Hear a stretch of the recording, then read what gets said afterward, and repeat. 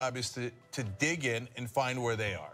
So in this case, great report by Steve Horn pointing out, look, this guy was part of that organization, the Kentucky Coal Association, that sued the group that he now helps to run inside the government. Now, that's not new in terms of Scott Pruitt, same thing, head of the EPA, sued the EPA over a dozen times. And Trump's like, oh, you want to destroy the EPA? Wonderful, that's exactly who I'm looking for. You're now the head of the EPA. So this guy now becomes a top official in mining safety because he was trying to destroy mining safety. So, okay, that part we understand, although almost no one else is talking about it.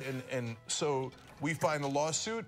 And then, of course, as John pointed out, there's two different organizations that he was on the board of that now are in front of the government agency that he is running.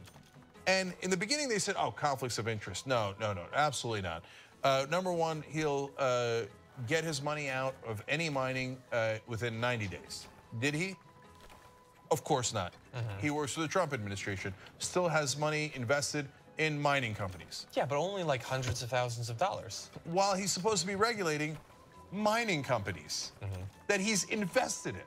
Now, the companies he used to run, he's decided, I'm not going to recuse myself. I'm going to make the decision on whether my former companies did the right thing or not. Gee, I wonder which way he's going to decide. Well, I can't quite tell. Who would better know what the companies were up to? Than the guy sitting on their board before. Insider knowledge, yeah. And when asked about it, the Trump administration, and we're the ones who asked them, said, well, I mean, our rule technically is that you had to be outside those companies for 2 years, and he was on the board of those companies in 2014. Technically, he's slightly okay. So I'm sure he has no conflict of interest. He'll have you can't find anyone else to make that ruling. No, the point is corruption. It's not the bug, it's the feature. So check out the article. It'll be in the links down below on YouTube, in the description box, and on comment section on Facebook. So our job is to comment on these stories. TYT Investigates' job is to find the stories and cover them objectively. Read the story for yourself. It is a terrible case of conflict of interest, again, within the Trump White House. If you want to get the whole Young Turks show every single day, become a member, tytnetwork.com/join. And once you do, you'll be saying, you know, I'm like a smart person. Or you might say, I think it's weird. Or you might say, oops. No, that won't be that one. It won't be that one. It'll be great, trust me.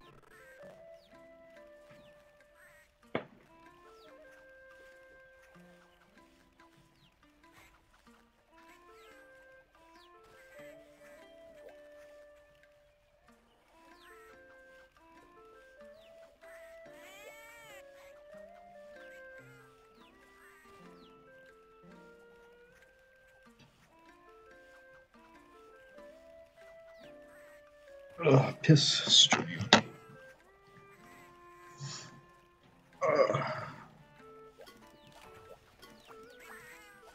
Just I don't want to wake up.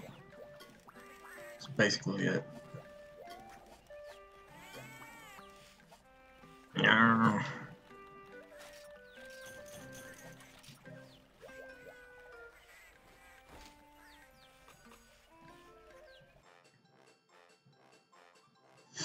I really don't know how the food works. Wait, let's go. Yeah.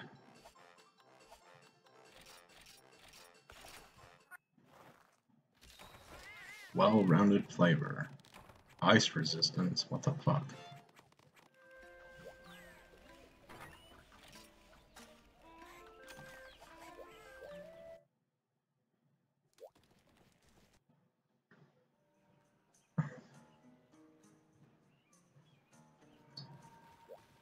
Ugh. Oh. Gotta find me some entertainment.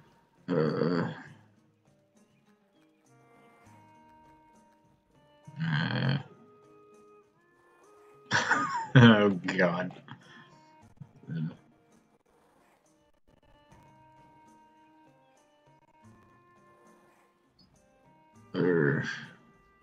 Student owns Marco Rubio. I gotta see this owning. Slavery's supposed to be illegal now. I've solved big problems my whole life. And I don't think the career politicians, the political insiders know how to fix it. And that's why I'm running for governor. Go to stitforgovernor.com because 20-ounce Red Bull down the hatch. Right here, right now. Marco Rubio did something that is arguably brave. He decided that he was going to attend a town hall with a lot of the survivors from the shooting in Parkland, Florida. When he agreed to do that, I was borderline shocked because he's taking $3.3 million from the NRA, and it's not a pretty look. I don't know if he did it out of arrogance. Oh, I'll just sweet talk him out of it because everybody in Washington tells me what a great politician I am and what a smooth talker I am. Or if he did it out of, you know, going into the lion's den and I'm going to stand my ground. I don't know what his motivation was. Frost edge there. Now others were there. The sheriff was there, and the sheriff Building Marcy was in favor of gun control, and the crowd like that. It was about 7,000 people there. It was a bit of an amazing event. It might be hard to get CNN that thing for putting it together. Maybe not. And Governor Bill Nelson was there, and now he's in favor of gun control again. A little bit easier for him. And then Dana Loesch from the NRA, and that did not go well. We'll share that with you later. But Senator Marco Rubio is corrupt. He has taken NRA money. Now, of course, in polite television circles, they never say that's corruption, although the rest of us know that's corruption. No, the NRA gave him $3.3 million out of the goodness of their heart, just for their health or charity, and he took it out of the goodness of his heart. Now, the problem here is it's not television anchors who are trained not to ask hard questions of establishment politicians. It's actual people who are survivors of the shootings. So they are going to ask hard questions. Now, before we get to Rubio, I actually want to go to student Michelle Lapido. She wanted to ask this of Dana Loesch. She had not yet showed up at the town hall. But this gives you a sense of the anger, justifiably so, that they have about the NRA and overall the money that's making this crisis possible as it flows into the politicians and they refuse to pass gun control laws. So let's watch the student first. God. I had a question for Ms. Loesch, but she's not here yet. So for her and the NRA, which she's probably watching, and all of you puppet politicians that they are backing, was the blood of my classmates and my teachers worth your blood money? I already have dual tone. Senator Nelson, you don't have to answer that question. Let's move on to the next question. Excuse me? Now, the reason why it's not great timing in that case is because Nelson is a Democrat who is in favor of gun control. So, and she said it, the student said it, it's mainly for Dana Loesch from the NRA. But it would have been great if Marco Rubio was asked that question because he does take money from the NRA and does do their bidding. Don't worry, student Cameron Kasky stepped up and pretty much asked the same thing, a little bit more politely, but very much to the point. Watch. Senator Rubio, can you tell me right now that you will not accept a single donation from the NRA in the future? Rapping, you gotta use like water or something. Cools.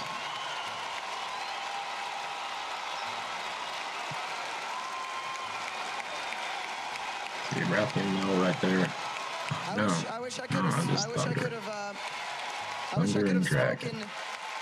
have asked the NRA lady a question. I wish the NRA lady I could have talked to because I would ask her how she can look in the mirror, considering the fact that she has children, but you know, maybe she avoids those. I'm sorry? I don't freaking know. That's okay. The question is about NRA. So, man, I love it when real people get in a room with a politician because the anchors never ask about the money. The people on television never ask, hey, is it a coincidence that you took millions of dollars from a multinational corporation and then voted on their behalf? Is it a coincidence that you took millions of dollars from the NRA and you voted on their behalf? It's not a coincidence. The rest of us know it's not a coincidence.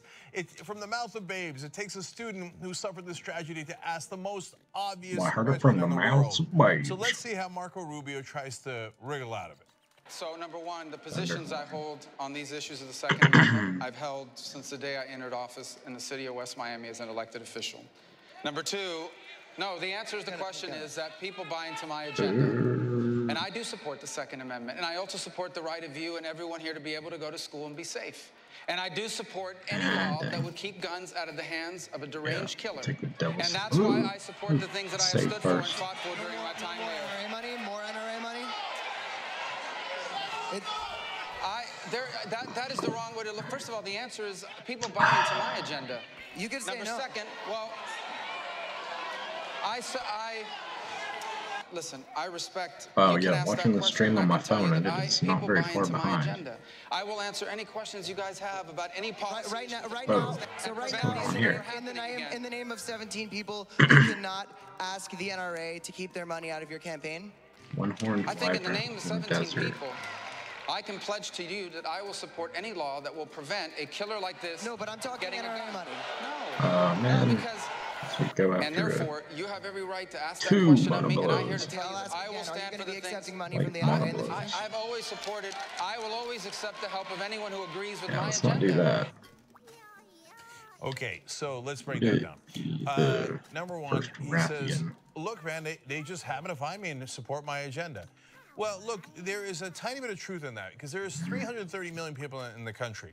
So if you want someone who is going to support everything that a multinational corporation wants, you'll be able to find that person and then give them millions upon millions of dollars until they win elections. And you swamp out the guy that doesn't have the corporate money and you put him into office.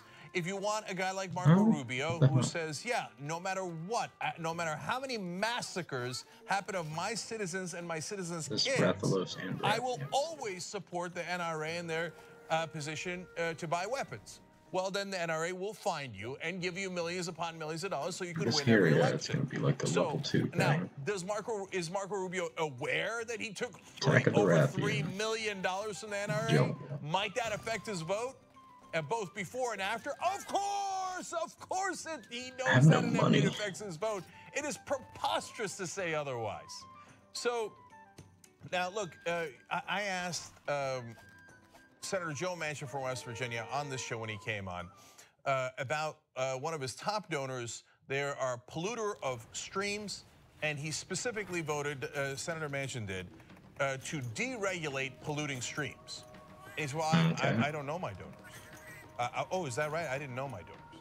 Oh, come on. So under the Marco Rubio political speak, Senator Manchin would say, I've always been for polluting streams, and it just so happened that a company that pollutes streams wound up being one of my top donors. Oh, come on. Goddamn. So, and by the way, if you really believe that, like you're a big Second Amendment guy and you think, man, we got to make sure that every kind of weapon is in the hands of every lunatic in the country.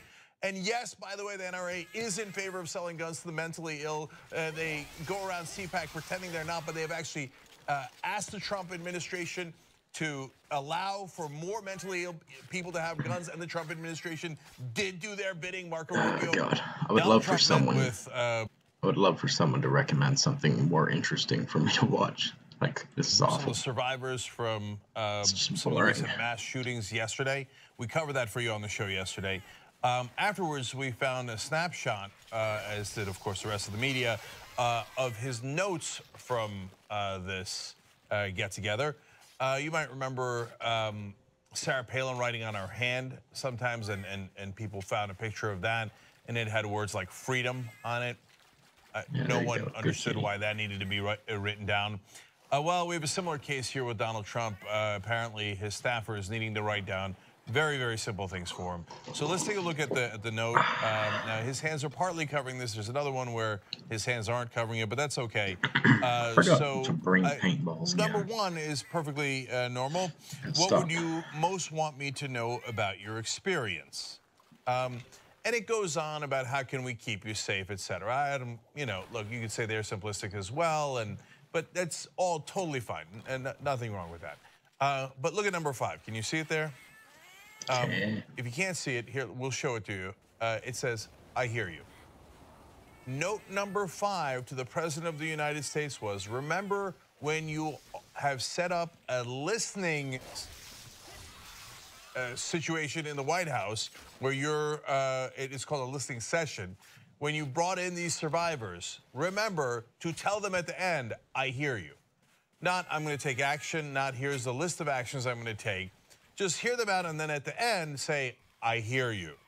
Okay, so it's not a huge story. It's just a little emblematic of Trump and a little emblematic of Kind of Washington. wonder if that Rathian went to Area 4 the second notes left. Basically on how to avoid us citizens and get around uncomfortable questions. And for a guy like Trump, you've got to keep it incredibly simple. Of course, Trump, being who he is, forgot to turn the note the other way. I remember once he had done a picture where he said he was working really hard on a bunch of papers, and he turned up the papers like this so you didn't see that they were blank. In this case, he accidentally turns it the wrong way so you could see, oh, I'm supposed to tell you, I hear you. I am full of empathy. All right. Well, the funny thing is, Donald Trump, we hear you. If you become a member of the Young Turks, you'll be saying, you know, I'm like a smart person. So do it right now. tytnetwork.com/join. Get the whole Young Turks show every day. Oops.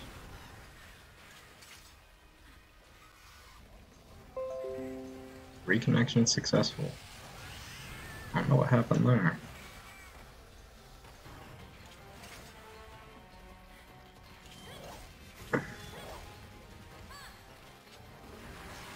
Oh no.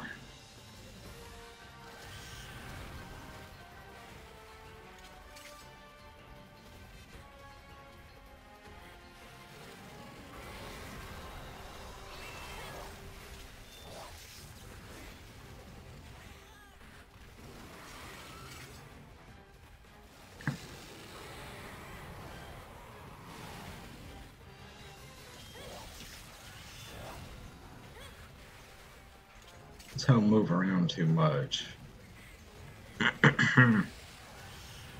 On Ho.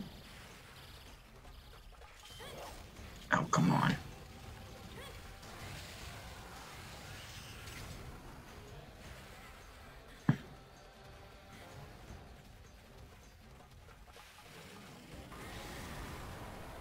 I'm gonna do one. Let me hit it.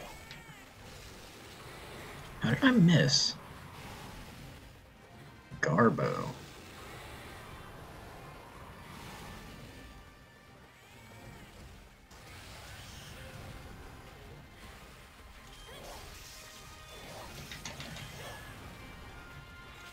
Ooh, mad.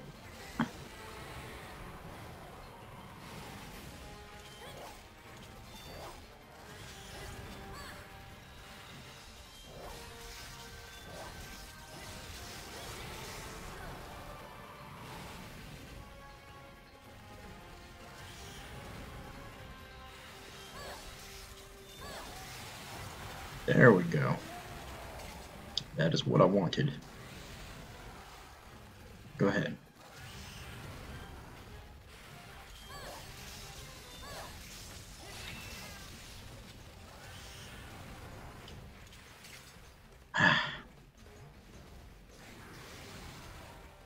Come on, you sick cunt.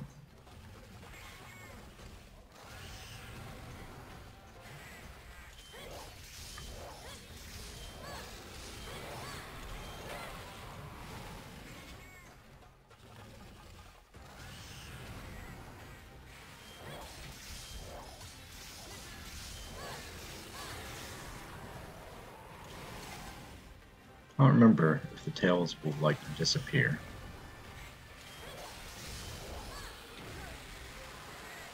Uh-oh. Apparently she's mad.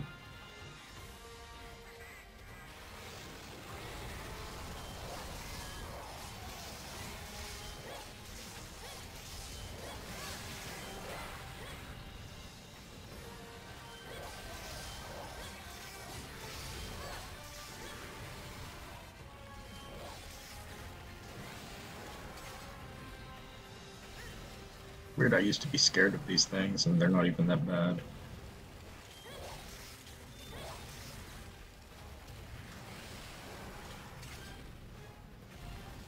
Oh.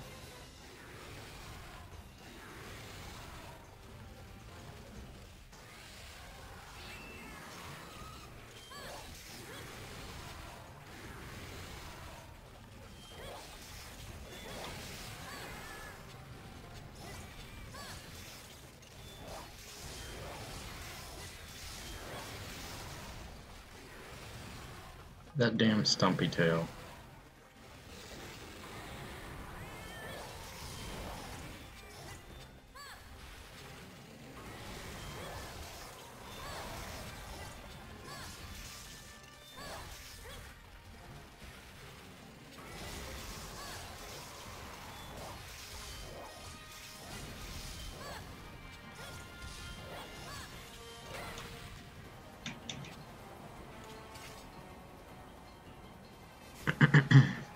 I did not paintball her.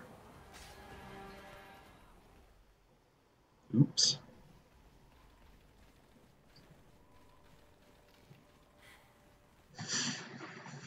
Uh-oh.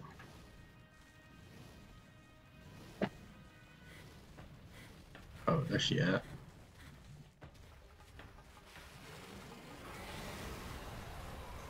that all you got? Gosh, if I want to get that spike, do I need to attack up there in that shoulder? Bench.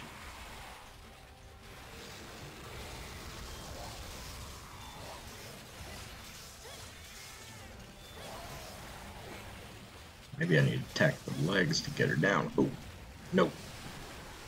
Don't you backflip on me, you bitch. Oh, shit. She didn't stay down long.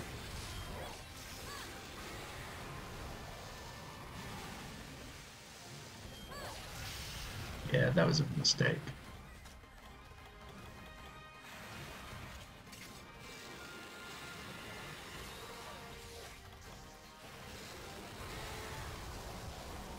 I didn't take any drugs.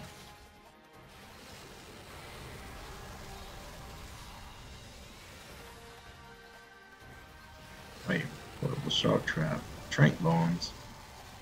I gotta capture this bitch.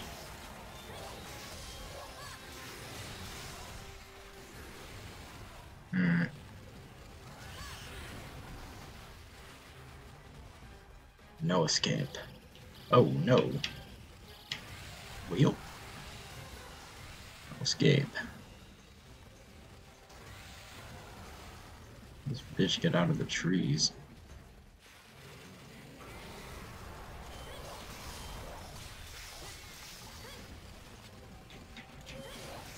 Ah, there it is. It's capture time.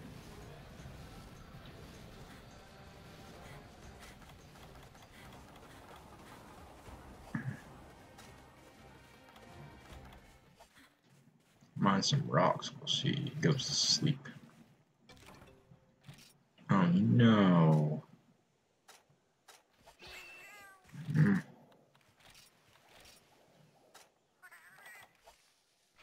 Oh.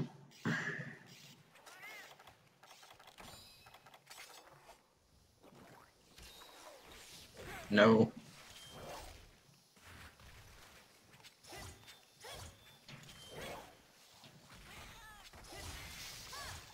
Nice.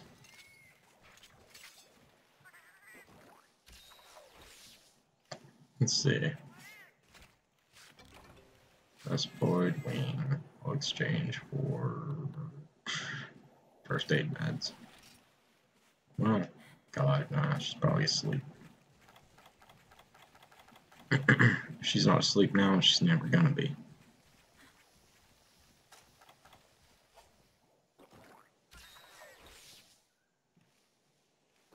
At some point, it just gets annoying when your stamina isn't max. I am, spoiled or something.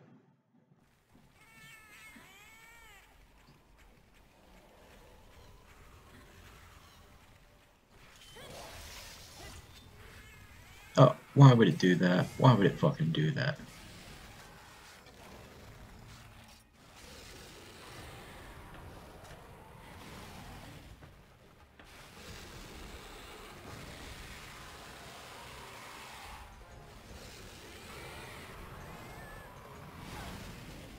Yeah.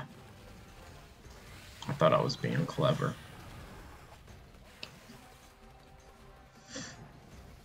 I'll just wait. Yeah, there we go. Oh my god. Oh my god.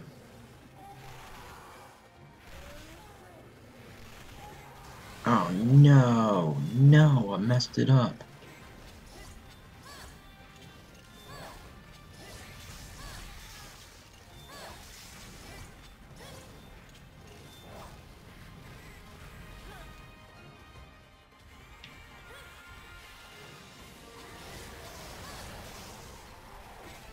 Oh, no, no, no, no, no, no, no, no, I want to get that spike, I want to get that spike.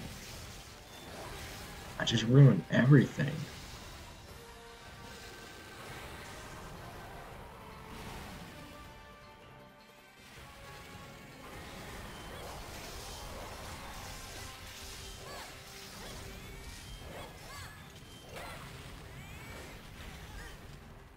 Oh my god.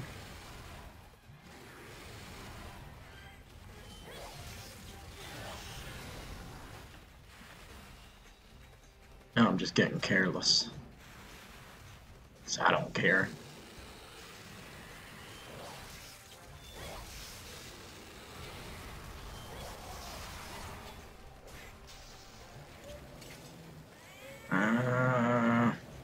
Damn it.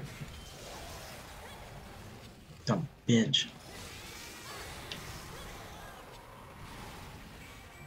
I'm so mad right now.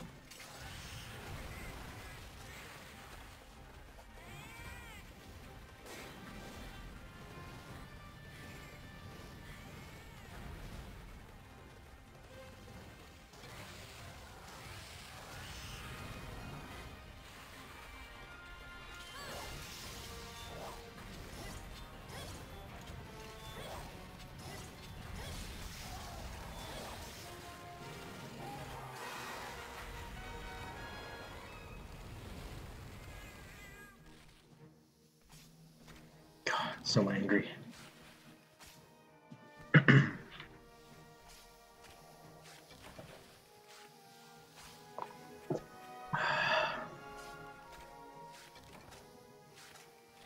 It's pretty important. Exchange for ration.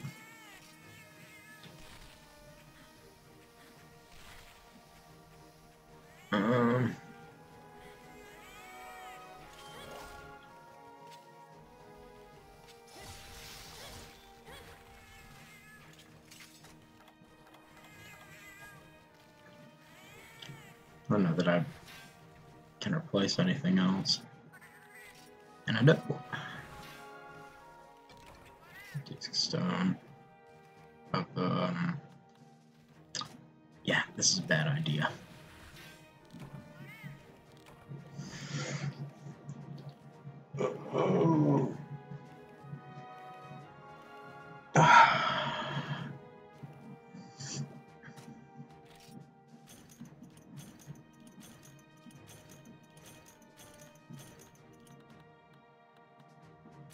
Yep, no spike. Just salt.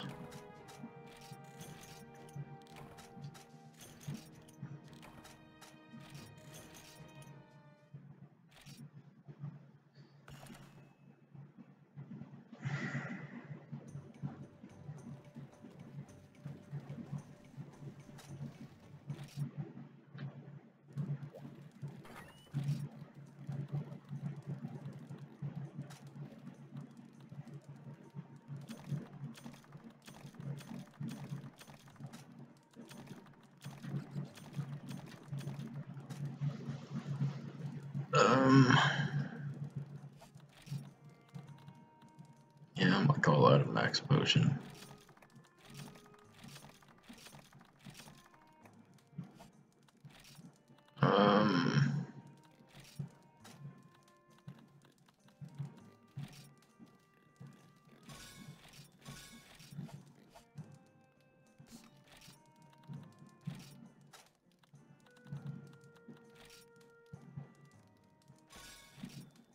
That's not good.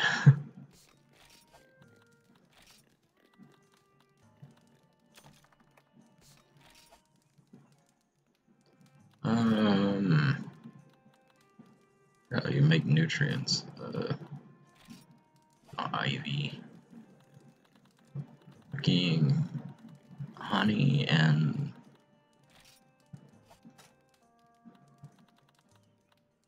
What the hell? Oh, that's not right. Bitterbug and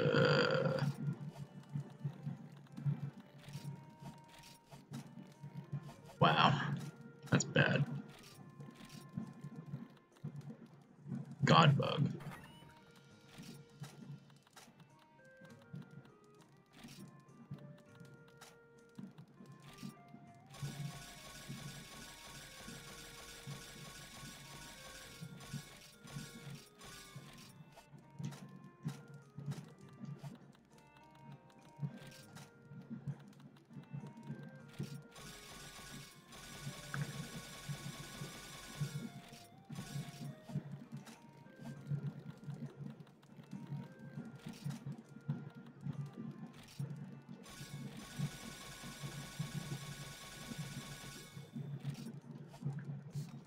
Good deal.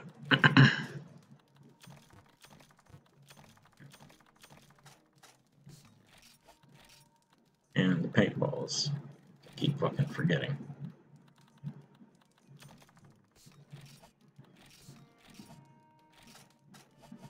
Okay, I don't know what to do next. I'm gonna have a smoke though.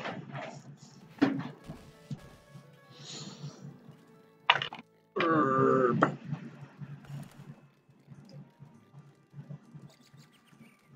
Gotta stretch out. All these owies. My muscles are owie.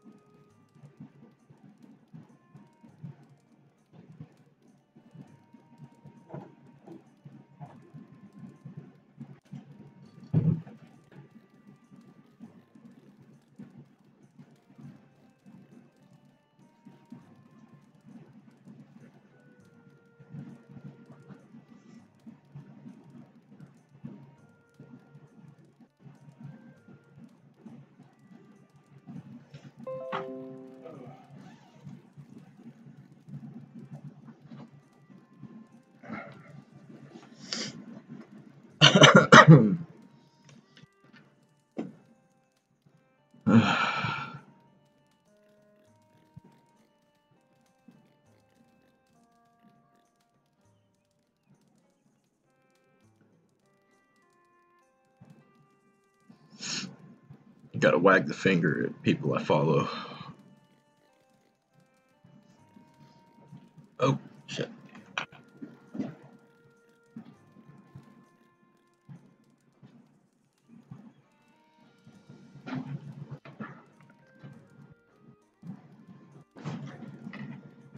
Honestly, y'all niggas getting the cringe up on my timeline.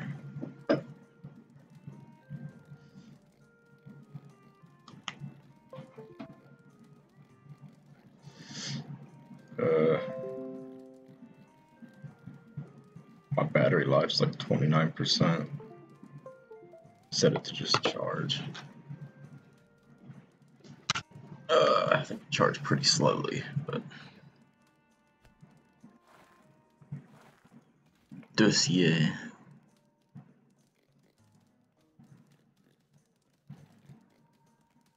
Ew. Yeah, African Kim Kardashian, my ass, her ass, but my ass.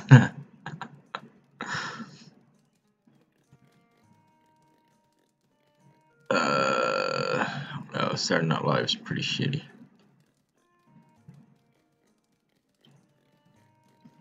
What? Hashtag me too. I don't care about any of this. I could watch this though. Probably alright.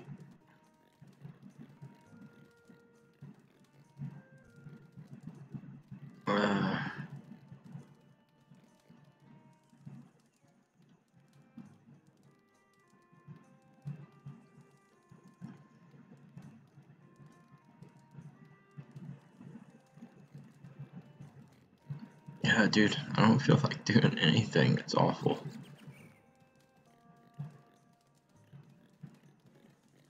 Find me something good to start me off. Fuck. Yeah.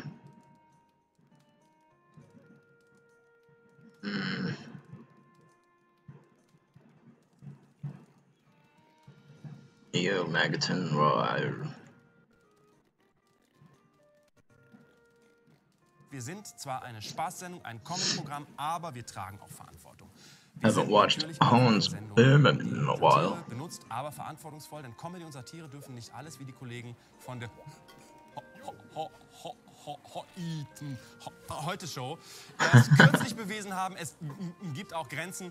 Deswegen haben wir uns jemanden in unser Team geholt, der uns ständig auf die Finger guckt, dass wir keine Fehler machen. Jemanden, der mit den Waffen des kritischen Journalismus, und er hat kritischen Journalismus gelernt an der Julian Reichel School of Journalism, der unsere Sendung und den Journalismus, den wir hier betreiben, kritisch durchleuchtet. Hier ist sie, die Stimme der Wahrheit, Florentin W.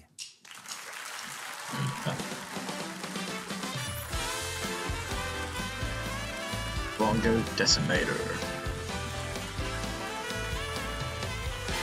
Or gosh. Ja, schönen guten Abend, Herr W. Herr Böhmermann. Sie haben sich zur Aufgabe gemacht, Missstände in unserer Show, in unserer kleinen Digitalshow. Tell you what I could do. Ja, da muss ich Use the Blue Wing Wieso, was soll das denn heißen? versus the Crimson Goat. Ja klar, Trizi ist unser Maskottchen, was hier vorne auf dem Dach steht vom Studio, unser Dinosaurier. Wirklich? Tut sie das? Tut sie das, Herr Böhmermann? Haben Sie denn überhaupt nicht mitbekommen, was mit Trizi passiert ist? Wann haben Sie sich denn das letzte Mal mit Ihrer treuesten Mitarbeiterin unterhalten? Ja, hier das Maskottchen. Sind Ihre Kollegen denn völlig egal? Maskottchen, das Maskottchen, was das ist ein Dino aus Plastik. Dann ist es ja nur ein Dino aus Plastik. Dann schauen Sie jetzt mal bitte.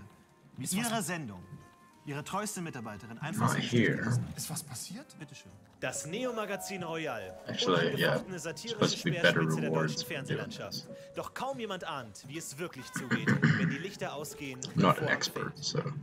Wer ist Jan Böhmermann wirklich? Das Juwel aus der Sparte? Oder nur der Pausenclown, der Berufskasper oder das coole Arschloch? Um das herauszufinden, fahre ich nach Köln-Ehrenfeld, um mich in Böhmermanns engstem Mitarbeiterkreis auf Spurensuche zu begeben. Dabei fällt mein Interesse auf Trizi, das Maskottchen des Neo-Magazin Royal.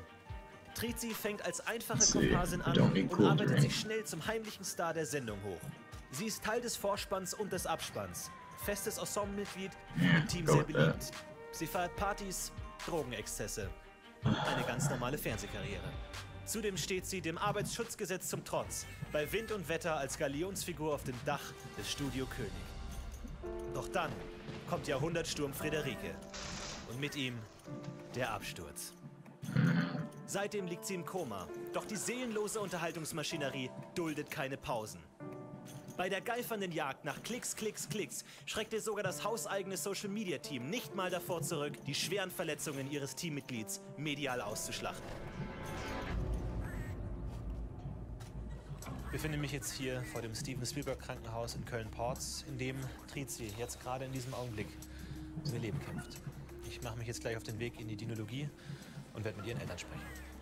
Wir treffen Trizis Mutter, eine Hausfrau und ihren Vater, einen arbeitslosen Manager, am Krankenbett ihrer schwer verletzten Tochter. Verzweiflung und Angst tropfen ihnen aus jeder der vom Alkohol weit geöffneten Poren. Und ich stelle die Frage, die jedem auf der Seele brennt. Entschuldigung, dass ich frage, aber Trizi ist ihr leibliches Kind. Ja, warum? Oh, nur so. Was ist sie denn so für ein Mensch? Sie ist so ein lebensbejahendes junges Mädchen.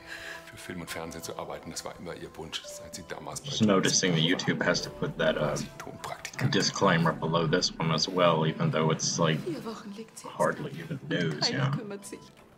Wo ist denn der Börnermann? Wo denn? Same as they do with Russia Today to let you know it's funded by the Russian government. Hat er denn sich zumindest mal nach Trizi erkundigt oder eine Karte geschickt oder eine Packung Katzenzungen? Nichts, da kam gar nichts. Diese Bild- und Tonleute haben unsere Trizi nicht mal krankenversichert. Und jetzt stehen wir da mit nichts.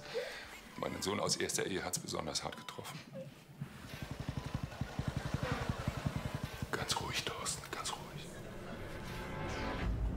Trizi, ein junges Leben, geopfert für die Quote und den schnellen Applaus. Ausgenutzt und liegen gelassen. Pfui Teufel. Ist unsere Medienwelt so zynisch? Ich kann das nicht glauben und frage nach. Schnell. Herr Böhmermann, die Eltern Ihrer Mitarbeiterin Trizi erheben schwere Vorwürfe gegen Sie. Wie äußern Sie sich dazu? Herr Böhmermann, Sie soll hier jahrelang geschuftet haben. Für einen Hungerlohn. I don't think I need any of these things. I can't help it. Ich bin enttäuscht. Nach der MeToo-Debatte war ich auf das Schlimmste vorbereitet und dennoch schockiert, als ich Schicht für Schicht den Blick auf die tatsächlichen Zustände freilege, wie das Innere einer überreifen Litschi.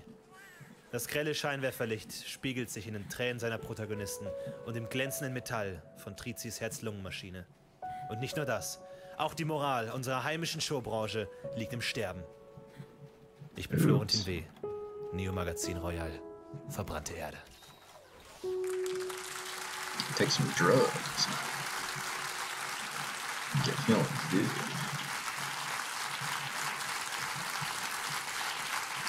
Ja, ich bin ganz ehrlich, davon wusste ich Man, nichts. what the fuck? He's not even Ich wusste davon nichts.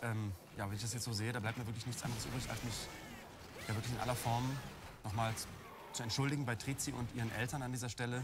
Ein großes Entschuldigung von meinem Team und von mir. Ich nehme diese Entschuldigung. Carly. Oh, boy.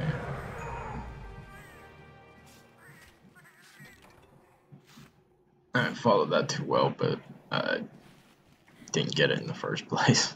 What's up, you beautiful bastards? Hope you're having a fantastic Thursday. Welcome back to the Philip DeFranco Show, and let's just jump into it. And the first thing I want to talk about today with the week we have had, let's start off a little bit lighter. We have a story, or rather stories from the past week that have popped up involving women and what they wear with a sprinkling of Hollywood. And one of the first ways we saw this pop up in the past week was a New York Times piece. A piece written by Honor Jones with the headline, "Why Yoga Pants Are Bad for Women." Also tweeting out the article saying, "Now we have to look hot at the gym? Give us a break." Now in the article, the author even writes, "It's not good manners for women to tell other women how to dress," adding, "Women who criticize other women for dressing hot are seen as criticizing women themselves." A sad conflation if you think about it, rooted in the idea that who we are is how we look. But then, as many of the top comments on that article point out, pretty much the rest of the article is pointing out what women should and should not wear, and also assuming why women wear what they wear. People saying it seems like a lot of assuming, and it does seem like criticism of the person because we are what we do. We are our choices in life. Saying we aren't wearing these workout clothes because they're cooler or more comfortable. We're wearing them because they're sexy. We may be able to conquer the world wearing spandex, but wouldn't it be easier to do so in pants that don't threaten to show every dimple and roll in every woman over 30? Yeah, they're saying she's going to go to the gym in sweatpants. She's going to do other activities in sweatpants. She says other women should too. Saw a lot of women responding, I'm not wearing this to look sexy. Why would you assume that? It's actually more comfortable for certain activities. People saying sweatpants can get hot depending on the activity. So you hop on an exercise bike while you're at the gym, you definitely don't want loose fabric. But at the very least, it seemed like the majority consensus was,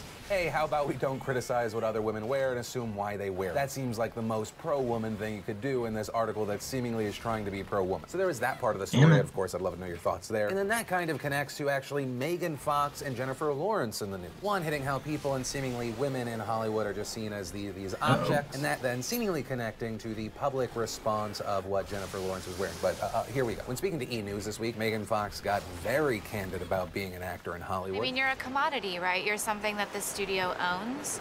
And so really, as long as you survive filming and they've gotten what they needed from you, they don't really care if you drop dead afterwards. It doesn't matter. Do you break an arm, break a leg? And you know, things like when you're working, you can get really sick. As long as you're not bleeding from your face, you're gonna keep working, and people don't understand that. And then in terms of, there's no regard for your physical safety or well-being at all, because it doesn't matter, because you're a means to an end. So they need what they need from you, and then goodbye. You know, suck it up.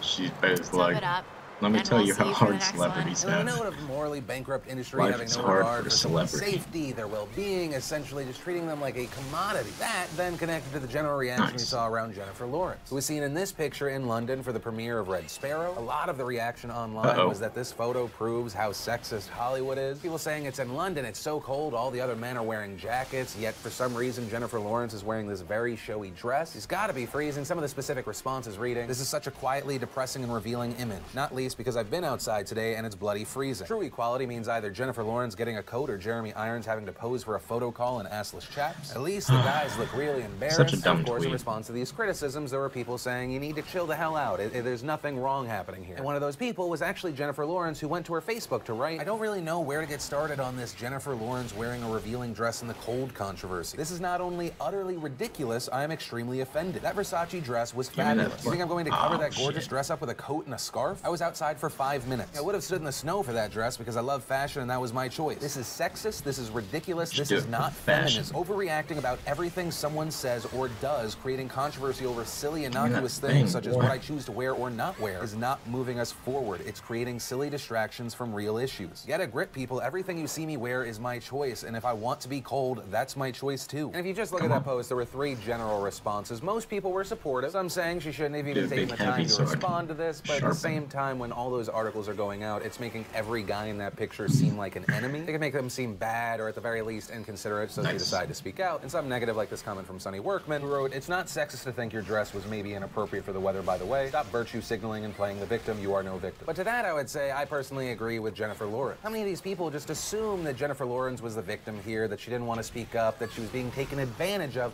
before asking, hey, Jennifer, were you okay with this? And as I've mentioned on the show before, when you have certain individuals that are outraged, almost seemingly at the same level for the little stuff, the stuff just like in this instance, people just kind of assumed and didn't ask Jennifer Lawrence about, as the really, really big, intense issues, then you hurt your argument, you hurt your movement. And so with all of that said, that's the story, that's my opinion. I'd love to hear from you. Are people dying on the wrong hills? Are the reactions that we're often seeing too much? Where do you see the line for we need to have a conversation about women being exploited and just seen as objects in society, but also then not criticizing a woman's choice to look how she wants to look, dress how she wants to dress, to be her own person? So let me know what you think. And then I want to talk about Linda Belcher and the situation in Kentucky. Now, if you didn't live in Kentucky, you most likely didn't know that this week there was a special election for a House seat. And that House seat was won by Democrat Linda Belcher, who won 68% of the votes in a county which Trump won by 50 points in 2016. And so there were a lot of places reporting this was a major upset. You had people saying, oh, well, look to 2018. This is the change we're going to see. And to those claims, I would say not necessarily. This is an extremely unique situation in Kentucky. We might see a lot of flipping, but while we are close to the 2018 election, elections, we are also very far away and anything could happen with the poll. Also, it's important to point out that Belcher is not this new face. She actually held this seat in 2008, 2010, 2014. Granted, she ended up losing in 2016, but she lost by less than 200 votes at that time. You also then have to look at who her opponent was then and who her opponent was now. Her opponent was Rebecca Johnson. She was the widow of Dan Johnson, the former incumbent. Also, if that name sounds familiar, it's because we covered the accusations against Johnson in the past, as well as his suicide back in December when it happened. Those accusations, if you don't remember, included fraud, arson, molesting a teenager. That last one, you might remember the girl Miranda Richmond. She accused him of groping and fingering her while she was sleeping over with his daughter. Johnson denied the accusations, claimed that he was drugged that night. And if you want the more detailed version of events, I'll link both to the video where I talked about these allegations, as well as 2 articles that not only talk about this, but also several other allegations against Johnson. And so for all of these reasons, that's why I say this is a very unique situation, and the story has been overblown. And the last thing I'll hit on here, as far as Rebecca Johnson's response to losing, she's claiming she lost due to voter fraud, saying in a statement, "I've heard from people all day long saying they went to vote for me at the correct polling place and were refused the opportunity to vote. It's like we are in a third world country." But to that, the county clerk's office rejected those claims, saying there was no voter fraud. And as of right now, that's where this story ends, but it will be very interesting to see what happens in the elections to come. But from that, I want to share some stuff I love today, and today in Awesome brought to you by SeatGeek. SeatGeek, of course, fantastic ticket app that takes the confusion out of buying tickets. They put all the tickets in one place. They give them 0 to 100 scores, so if you know if you're getting a good deal or a bad deal. And I highly recommend it, whether it's a game, a show. There are a lot of highly anticipated tours right now. You got Justin Timberlake, Kendrick Lamar, or whatever the hell else you're interested in. Just go to SeatGeekPhil.com. Make sure you use offer code Phil, and you'll get $20 off the first ticket purchase. And for the first bit of awesome, I'm staying on the Michael B. Jordan train because Michael B. Jordan was on Hot Ones. Then we got trailer goodness, and so much of it is from Netflix. I just want to confirm they are not a sponsor. We got a trailer for The Outsiders starring Jared Leto. We got a trailer for the new Netflix series Lost in Space, which, oh, please don't suck. That said, I'm hopeful. We also got a trailer for Flint Town, Netflix's new documentary series about the story of Flint, Michigan. Then in non-Netflix awesome, we got the Honest trailer for Monster Hunter World. Also the Season 5 trailer of Silicon Valley. And to close us out today, we got more Slow-Mo Guys awesome. I will say they're one of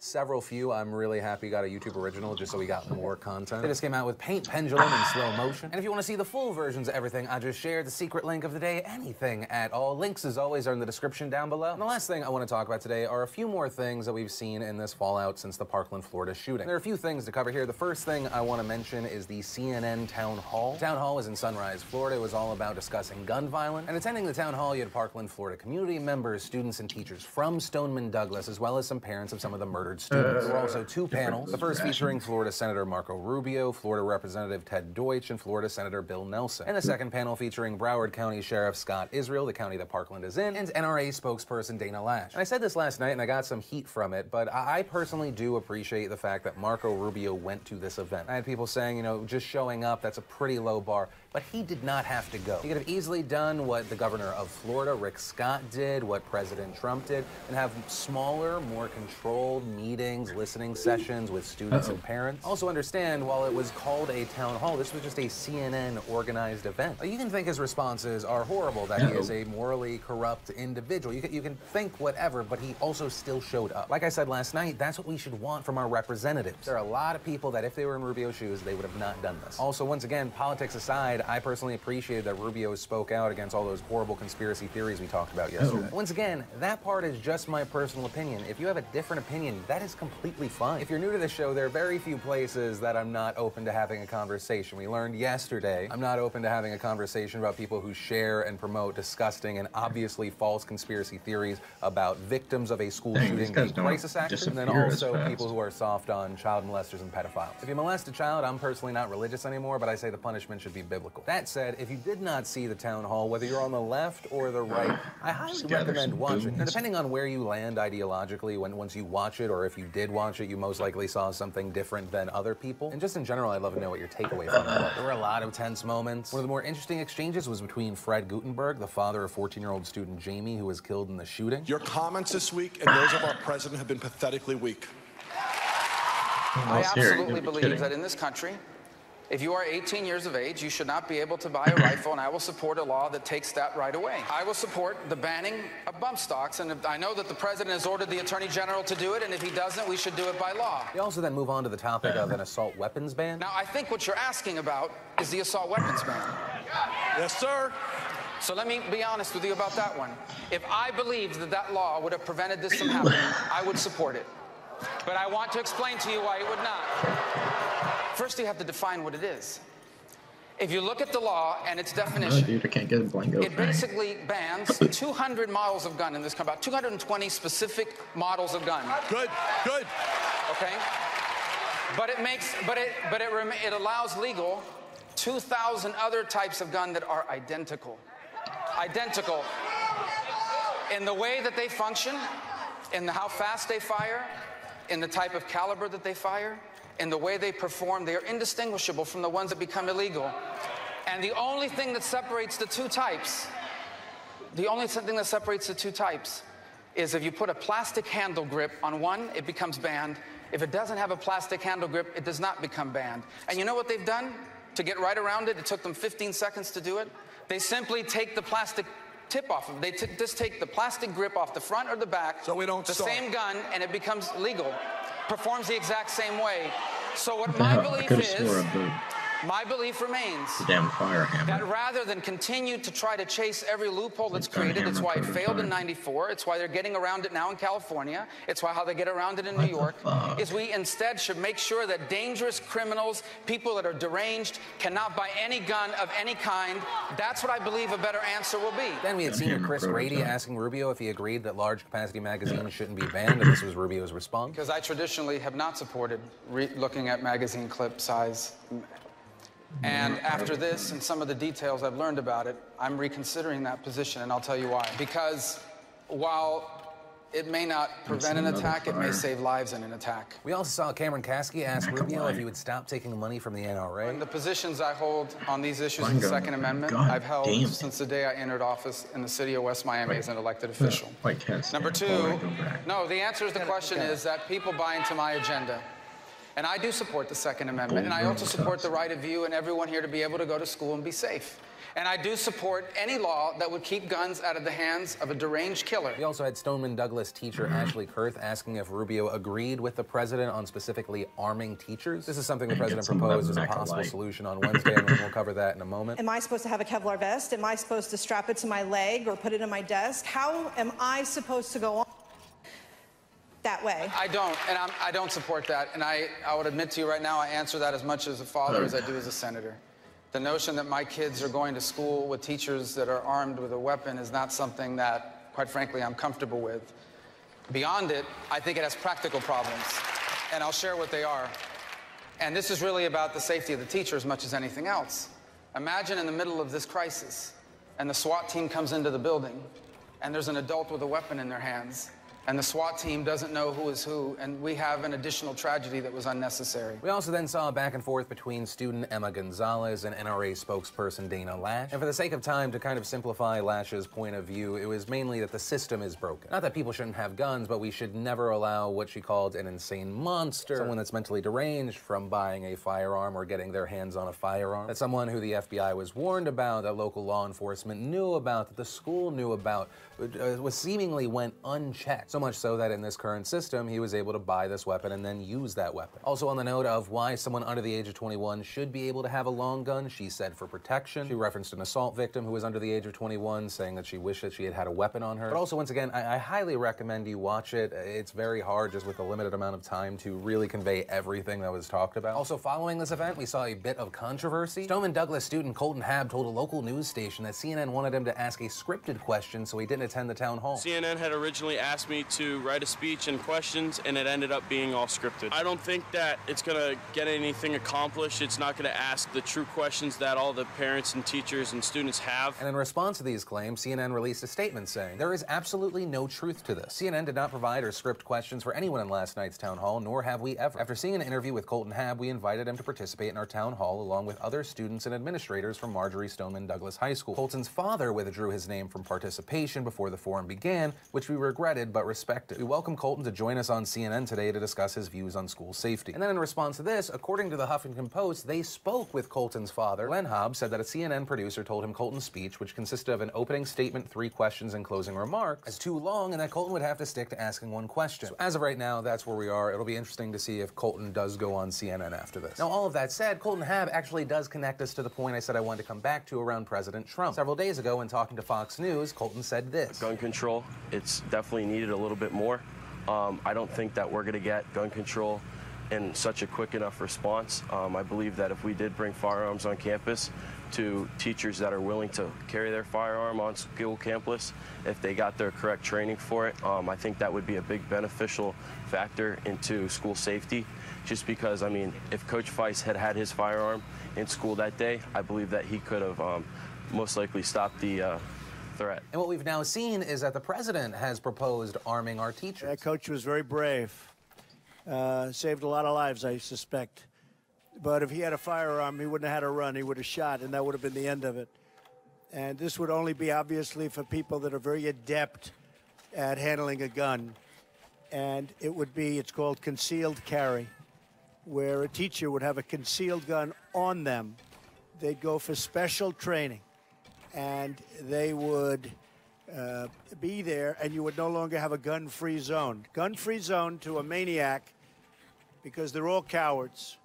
A gun-free zone is, let's go in and let's attack. Now, almost immediately, some people hit him with one of his old tweets. A tweet from May 21st, 2016, where he wrote, "Crooked Hillary said I want guns brought into the classroom. Wrong." And this morning, we saw the president push back in several tweets, saying, "I never said, quote, give teachers guns like was stated on fake news, CNN, and NBC. What I said was to look at the possibility of giving, quote, concealed guns to gun-adept teachers with military or special training experience. Only the best. 20% of teachers, a lot, would now be able to immediately fire back if a savage sicko came to a school with bad intention. Highly trained teachers would also serve as a deterrent to the cowards that do this. Far more assets at much less cost than guards. A gun-free school is a magnet for bad people. Attacks would end. History shows that a school shooting lasts on average 3 minutes. It takes police and first responders approximately 5 to 8 minutes to get to site of crime. Highly trained gun-adept teachers/coaches would solve the problem instantly before police arrive. Great deterrent. Then continuing, if a potential sicko shooter knows that a school has a large number of very weapons-talented teachers and others who will be instantly shooting, the sicko will never attack that school. Cowards won't go there. Problem solved. Must be offensive. Defense alone won't work. Followed by, I will be strongly pushing comprehensive background checks with an emphasis on mental health, raise age to 21, and end sale of bump stocks. Congress is in a mood to finally do something on this issue, I hope. Now, the first thing I'll say is it does seem like the president is just arguing about phrasing. The net result of what he's talking about is guns in school. Like, his argument is literally, I never said give teachers guns. I said look at the possibility of giving concealed guns to gun-adept teachers with military or special training experience. Then saying 20% of teachers.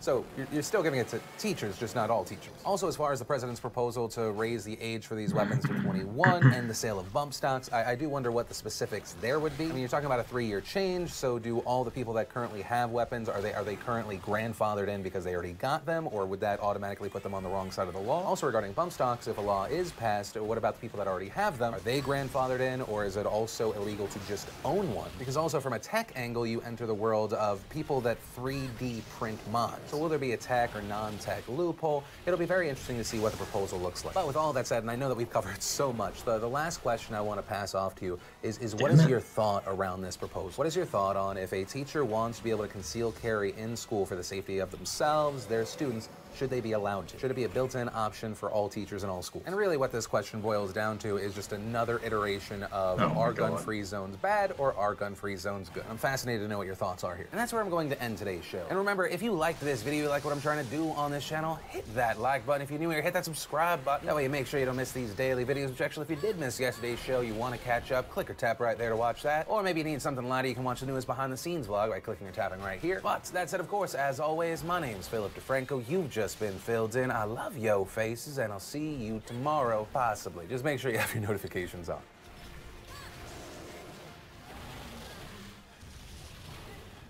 Oh my God.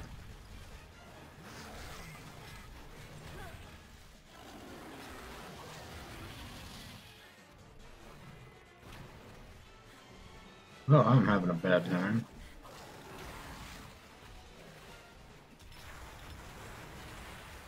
Ugh.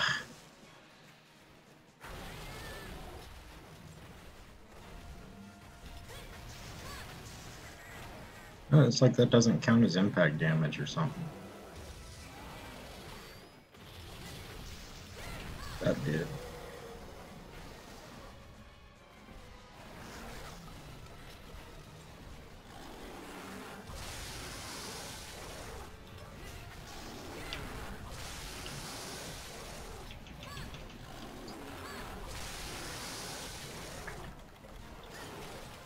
That works.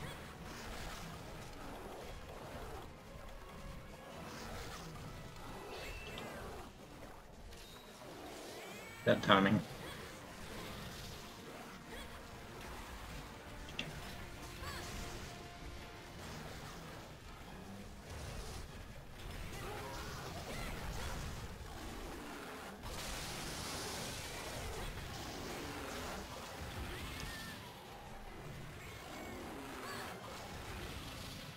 Damn it.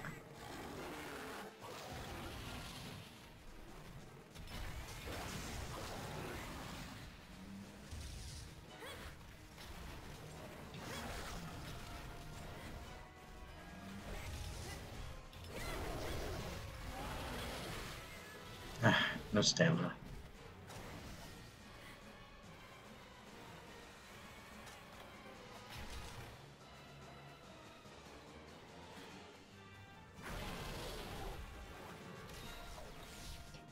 That was... Oh, oh, oh. Damn it. No, come on, cock.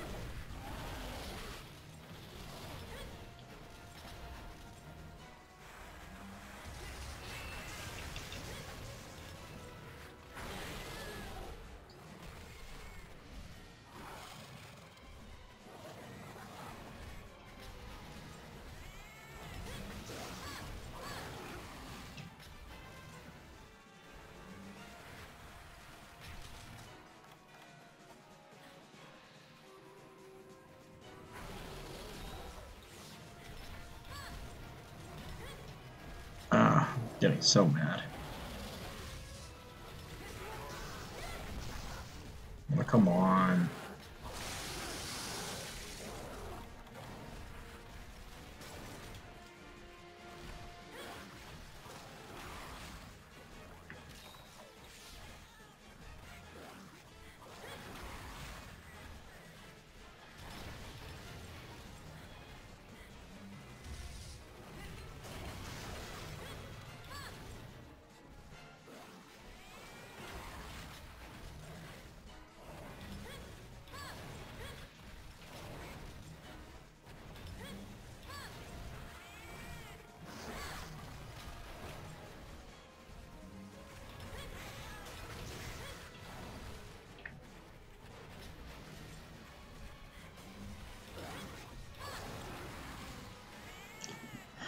Getting so mad.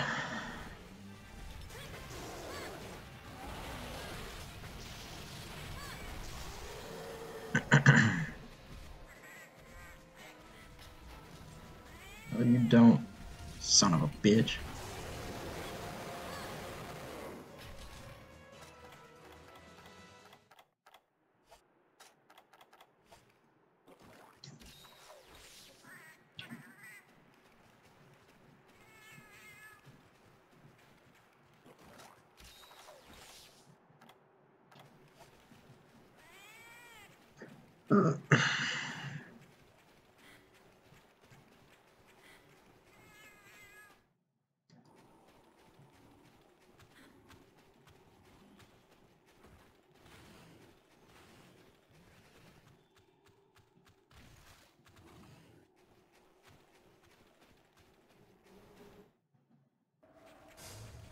Yeah, here we go.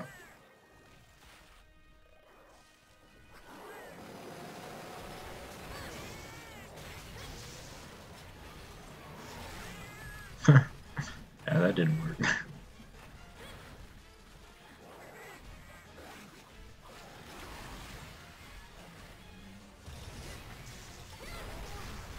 There we go.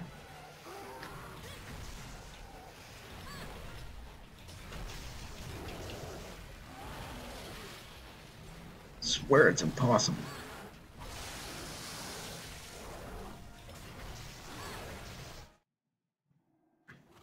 It's impossible.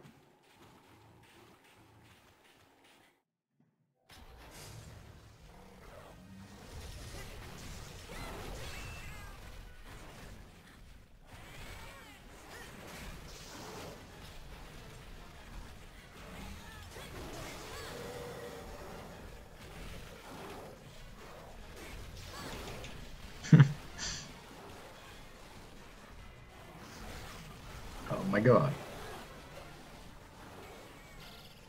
Camera is shit.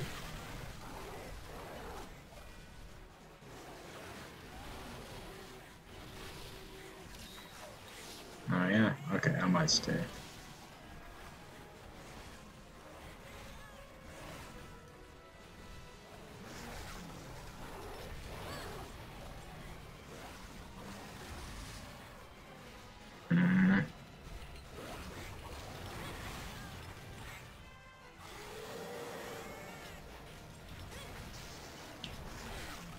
Oh god.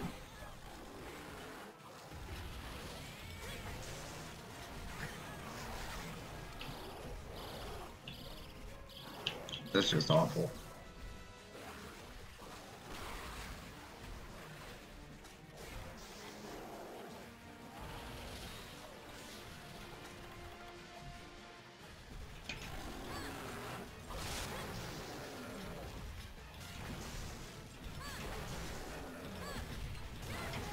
Finally.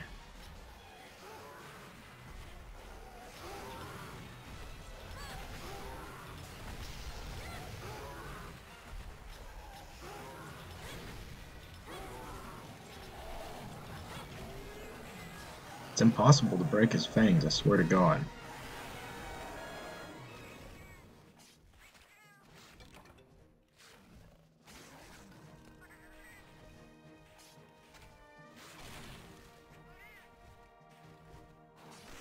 Oh, never mind, I broke his fangs. Holy shit. Just hadn't noticed. I guess you gotta use the triangle attacks instead of the R2. I mean, shit. Yeah, instead of using your charge attacks, you gotta just do standard.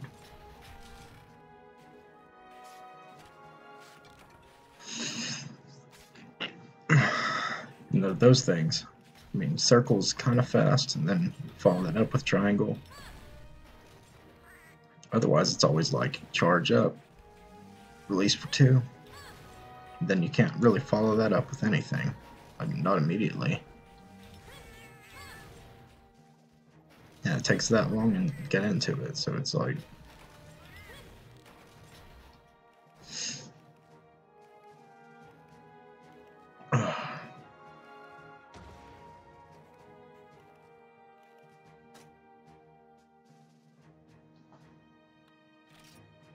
See, honey. Brute bone, giant bone, sharp claw, sharp claw, sharp claw, pelt, bone. Didn't even get a fucking fang. I'm so mad right now. Whoa.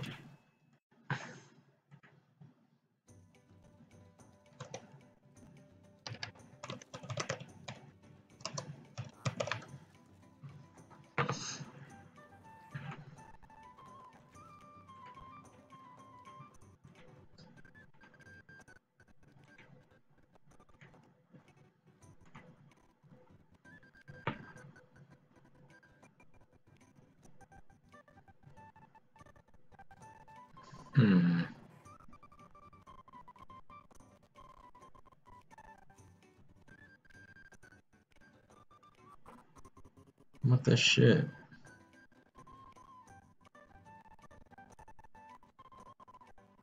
Maybe it has to be high rank.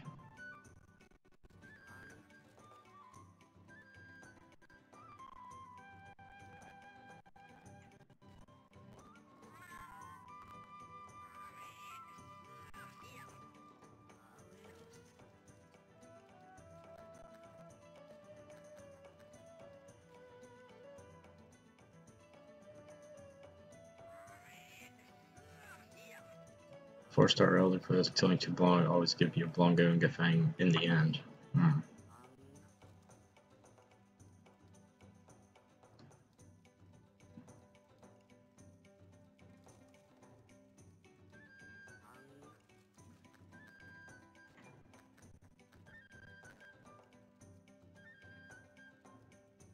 Yeah, he did it low rank.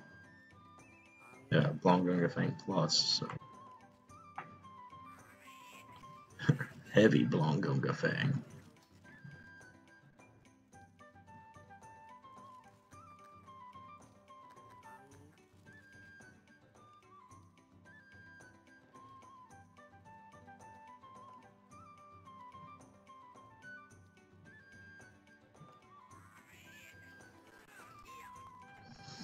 Well,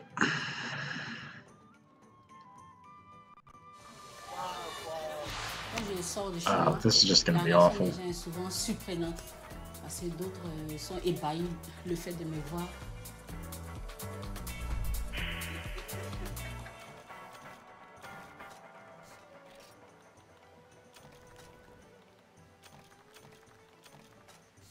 Parce que j'aime tellement me mettre en valeur que je me décris comme une personne ultra sexy.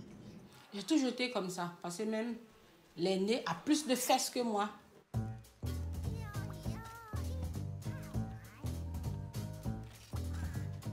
J'ai toujours été naturel. Je compte même faire la chirurgie esthétique pour maigrir, pour diminuer mes bras, sinon je suis naturelle. Je ne suis aucun régime. Je mange tout ce que je veux. Je n'ai jamais eu recours à la chirurgie esthétique. Jamais, jamais, jamais, jamais de la vie. Eudoxie has the most famous and head-turning curves in the Ivory Coast, with a bum measuring a staggering 60 inches. Si c'est juste que pour mon physique, je dois m'habiller couverte carrément. Ils ont l'habitude de cacher leur forme. Et moi, je ne le fais pas. Why does her name look Chinese? En valeur. Et ça choque certaines personnes. C'est ce qui a fait de moi une célébrité aujourd'hui. Je crée des embouts. Quand j'achète un vêtement, je l'essaie d'abord parce que je n'aime pas les habits trop grands tailles. J'aime les petits habits, tellement j'aime m'habiller près du corps. Très souvent, les habits sont trop serrés, ça s'ouvre. J'aime beaucoup mettre ma silhouette en valeur. Fight me IRL, you pussy. God, this one's massive, Ma maman, elle est un peu sceptique. Elle n'aime pas le fait que je m'expose beaucoup, mais comme je suis une grande fille, elle est obligée de l'accepter. Je ne peux pas dire qu'il y a eu des moments où je ne me suis pas sentie belle, mais je peux dire que quand j'ai commencé à m'exposer sur les réseaux sociaux, les mauvais commentaires m'ont beaucoup affectée dans les débuts. Ça, il faut le reconnaître. Parce que souvent, quand on m'insultait, on m'interpellait tous les noms, je pleurais, mais pas devant les gens. Mais je pleurais. Mais aujourd'hui, j'ai réussi à surmonter les mauvais commentaires. Et je me dis aujourd'hui que ceux qui font des mauvais commentaires ne sont pas forcément mes ennemis.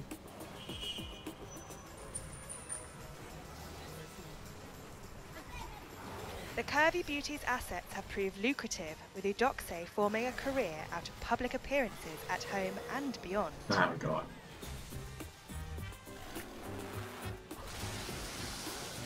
Aujourd'hui, je suis devenue un sujet de conversation. On m'invite dans tous les pays, j'ai beaucoup de fans, on me donne un cachet comme un artiste. Donc, actuellement, je vis de ma célébrité. Je suis invitée à des plateaux télé, à des événements. Bon, je dirais qu'elle est très zen.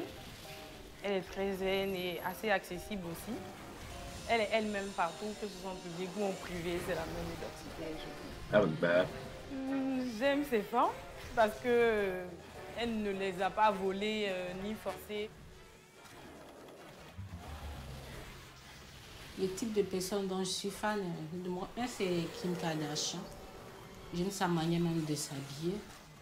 C'est un honneur même. C'est elle mon idole, franchement. On ne regardait que les filles minces, mais aujourd'hui, les gens sont beaucoup attirés par les femmes avec les rondeurs. Donc je pense que ça a beaucoup changé.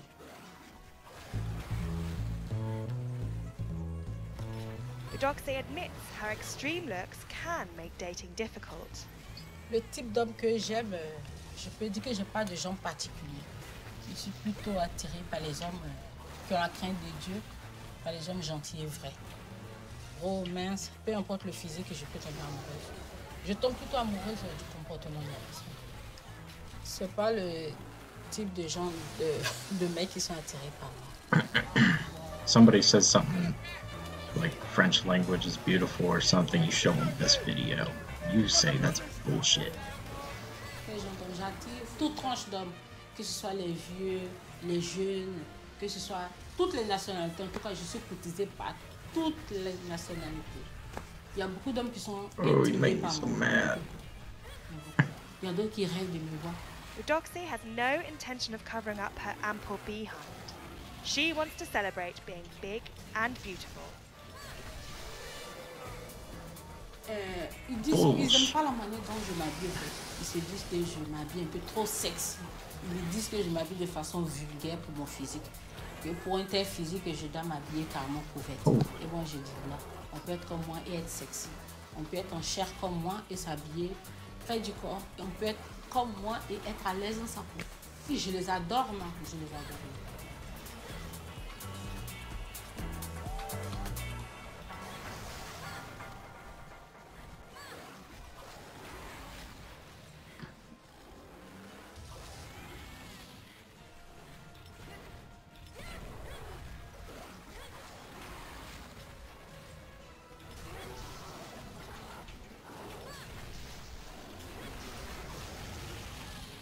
Nice.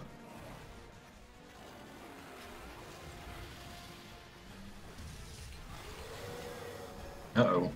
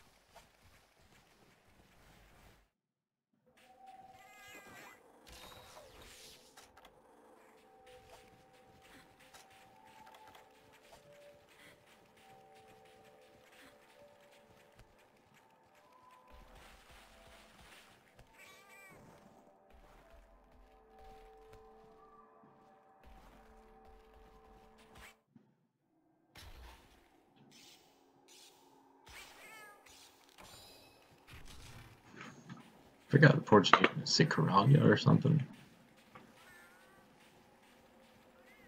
Like a minha caralho.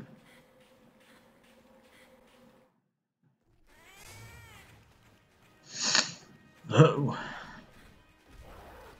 Both of them. Yeah, that one is fucking huge. God. Fucking.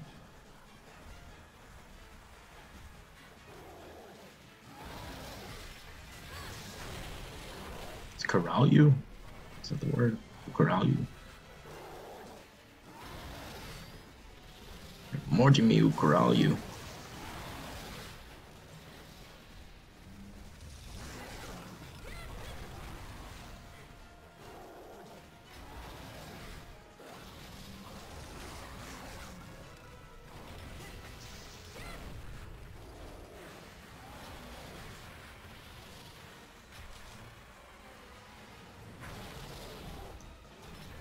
Some might call this suicide, but this is what I live for.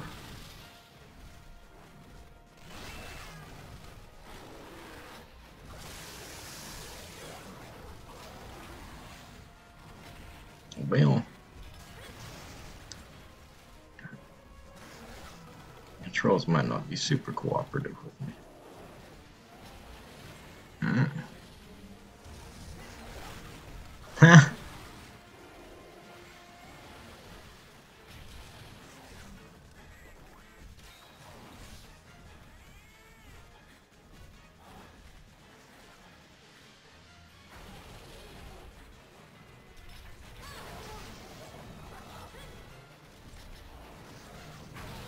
Ooh. Yeah, it's gonna end badly.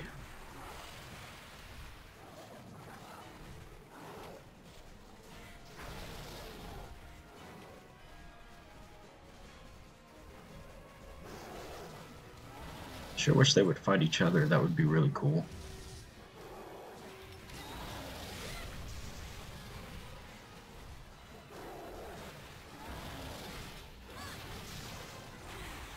My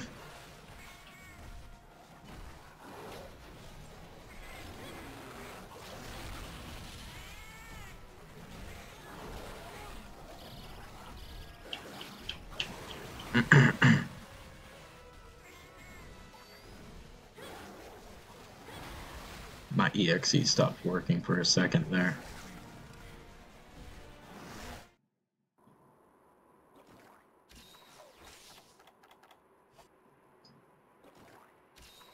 Oh yeah, I'll never make it through this one. Not with just what I've got.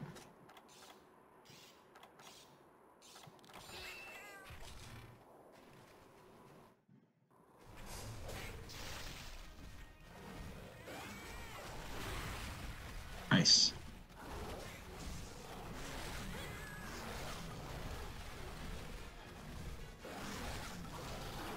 Wow, this is awful.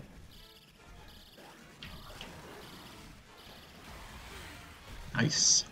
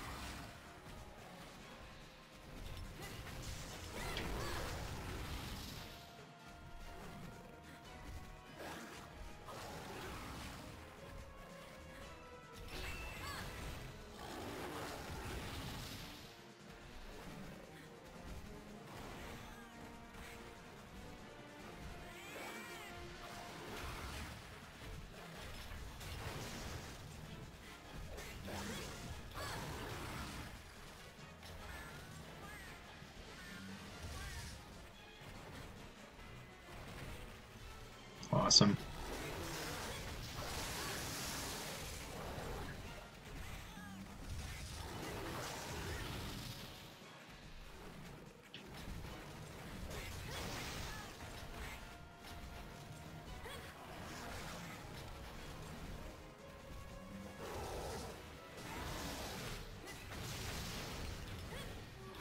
I didn't mean to do that. Thank you, kitty.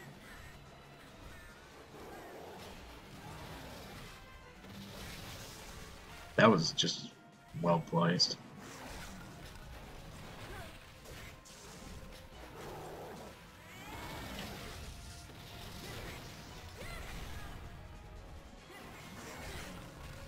Jesus.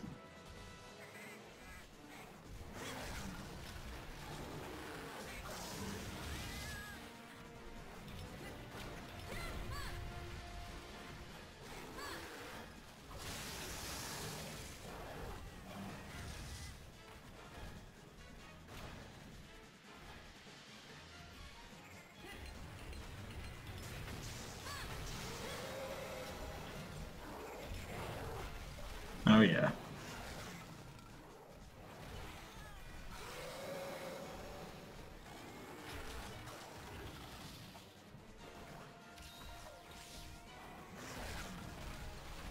I deserve every bit of it.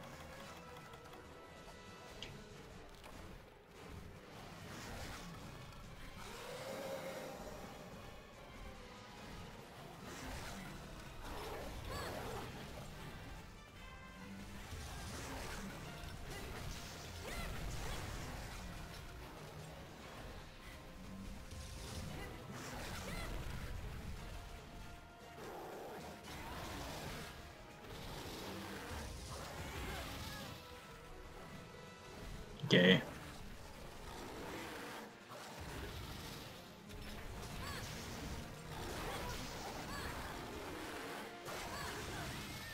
Gay.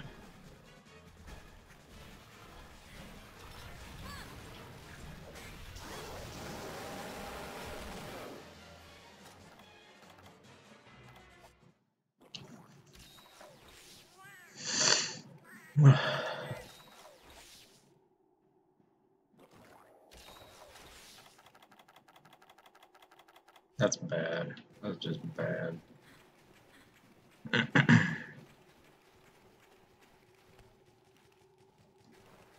That's not good.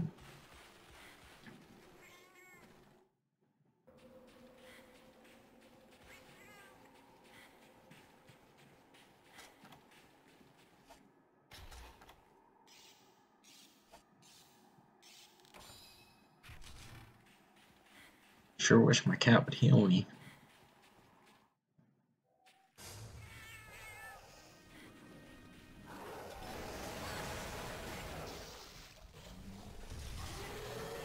Yeah, that was dumb.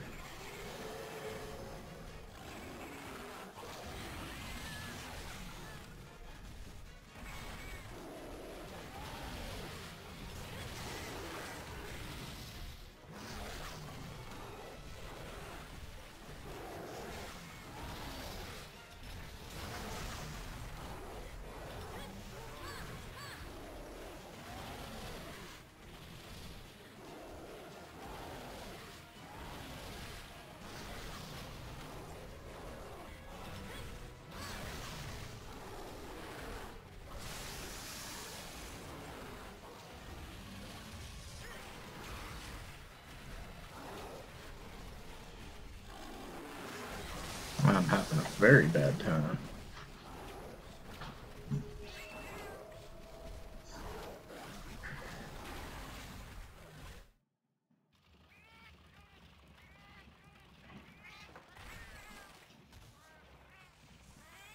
Yeah, I don't think I left anything in here. Nope.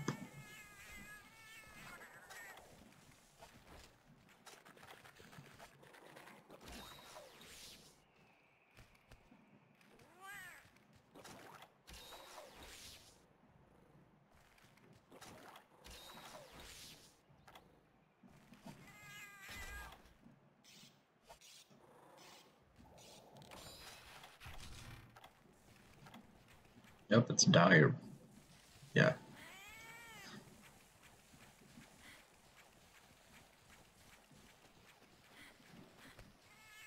I mean, I could maybe go searching around for herbs and mushrooms, but I mean, even just herbs, but I'm not gonna do it.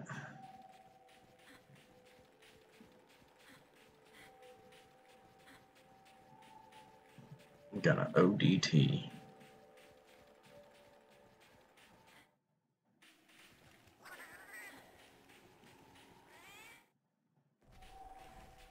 ODT niggas.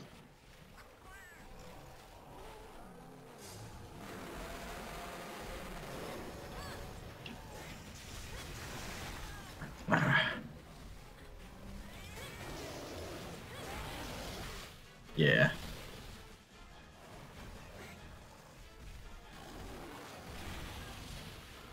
Like their well-defined hitboxes.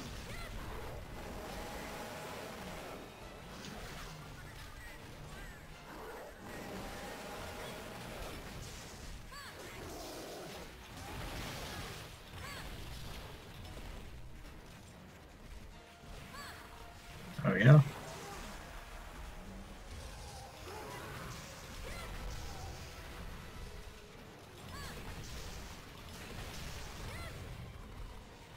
Ugh.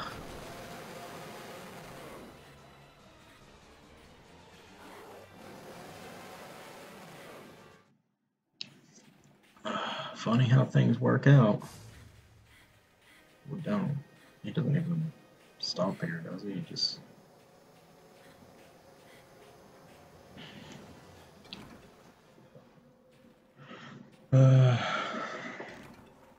Mountain herbs.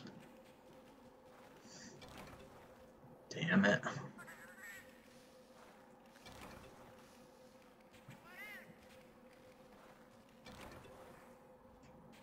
Yep.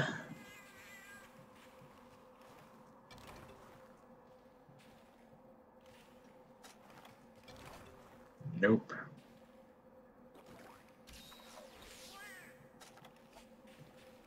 I think if I'm wanted herbs, I should have done it in Area 1.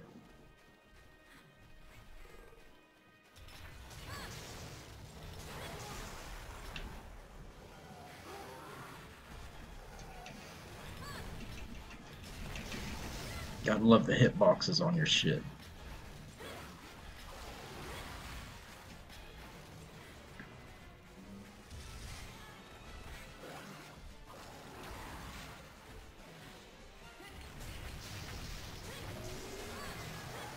Worth it.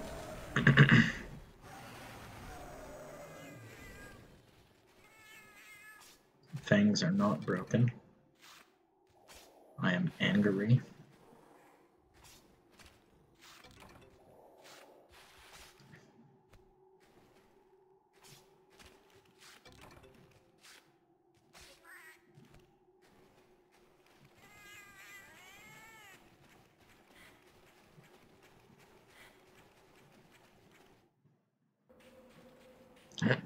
Sure wish my cat would heal me.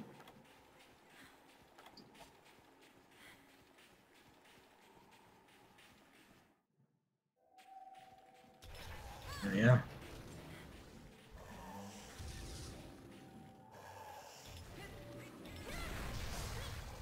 That's how it's done, ladies and gentlemen.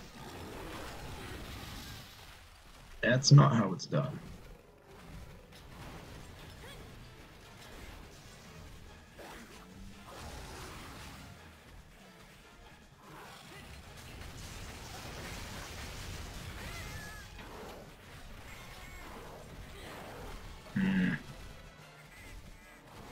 This is not how I wanted it to end.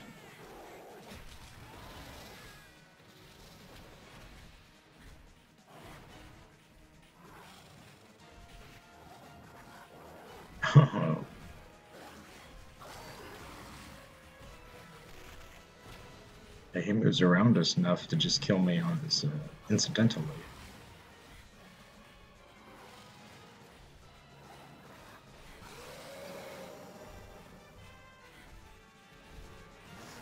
There's no way he does his back steps and everything. Oh, don't stand behind him. Don't stand in front of him. Just don't go anywhere close to him. Holy crap, I did it. It's a Christmas miracle.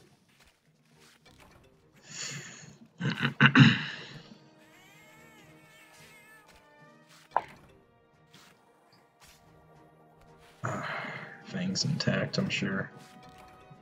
I'm so angry about that.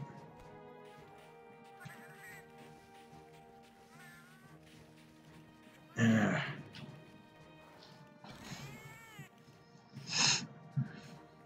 I'm calling it quits here.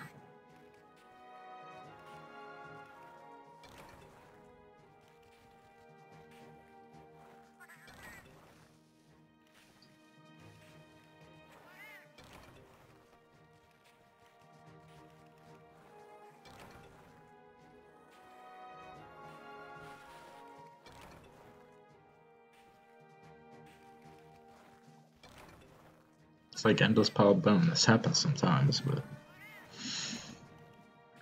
I think one of the gathering quests I came here and just picked up 99 bone. It was great. I mean, no, it was actually awful. I mean, it takes way too long. Let's see, pelt, whisker. Yeah, it's so stupid, dude. It's so fucking stupid. Can't get a fang for anything.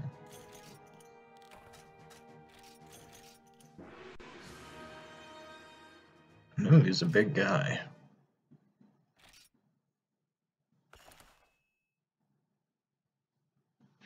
Yeah, that concludes the thing. Like, comment, subscribe.